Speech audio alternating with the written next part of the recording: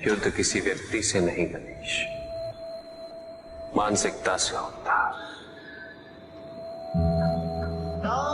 युद्ध में संघर्ष अच्छाई या बुराई का नहीं, सभी में अच्छाई है और बुराई भी है पुत्र। युद्ध तो विचारधाराओं का होता है। व्यक्ति अपने पराक्रम पर, अपनी क्षमता पर विश्वास कर युद्ध करता है, और जब उस विश्वास को क्षति पहुंचती तो सब कुछ निरर्थक प्रतीत होने लगता है। किंतु आपसे पराजित होकर भी लोहितांग क्यों नहीं समझ रहा? उसे अपनी स्वतंत्र इच्छा का उपयोग कर उचित मार्ग पर चलने का प्रयास करना चाहिए। व्यक्ति अपने को खो दे समझती है, व्यक्ति अपने को समर्पित कर दे, छोड़ दे अहंकार को, तो भ्रम की इच्छा ही पूर्ण होती है, और अभी भी वही फलित हो रही है। ऐसा नहीं है कि हम उससे भिन्न फलित करा लेंगे, लेकिन व्यक्ति भिन्न फलित कराने में लड़ेंगे, टूटे, नष्ट। एक नदी में एक बार बाढ़ आ गई पुत्र। दो छोटे से तृण उसमें बह रहे थे,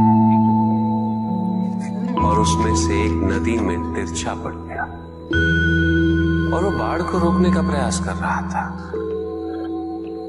वो अत्यंत ऊंचे स्वर में कह रहा था कि नदी को आगे नहीं बढ़ने देगा।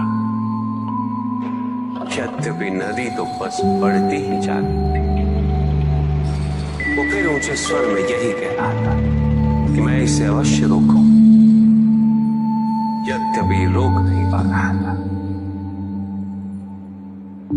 नदी को तो उसके संघर्ष का कुछ भी पता नहीं चल रहा है, किंतु नदी को उसके होने या ना होने से क्या अंतर। उस कण के लिए तो यह अत्यंत महत्वपूर्ण था। उसका जीवन तो संकट में था।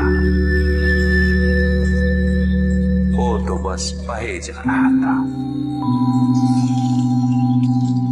वो जहां भी पहुंचता, किंतु उसे पहुंचना तो संघर्ष करके ही था। किंतु ये बीच का क्षण, ये बीच का काल दुख, पीड़ा, द्वंद्वता का काल है। वहीं दूसरी ओर जो दूसरा तृण था, उसने अपने को समर्पित कर दिया।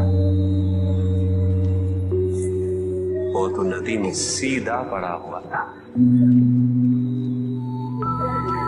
नदी के प्रवाह के साथ साथ बहता जा रहा था,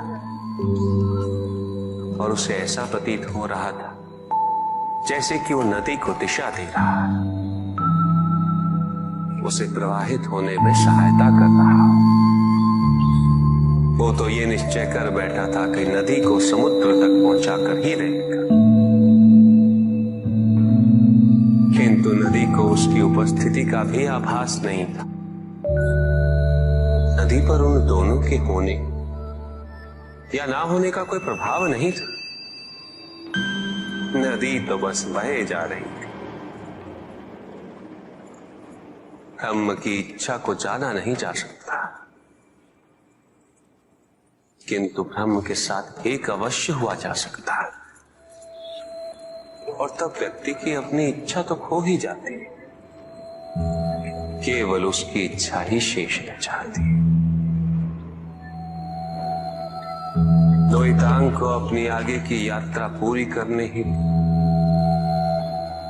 अत्यंत महत्वपूर्ण निर्णय अवश्य लेने होंगे। केवल उसके अहंकार को, अपितु उसके आत्मसम्मान को भी क्षति पहुंची। जहां से इस युद्ध का अंत हुआ है, वहीं से लोहितांग के अंतर युद्ध का आरंभ हुआ है,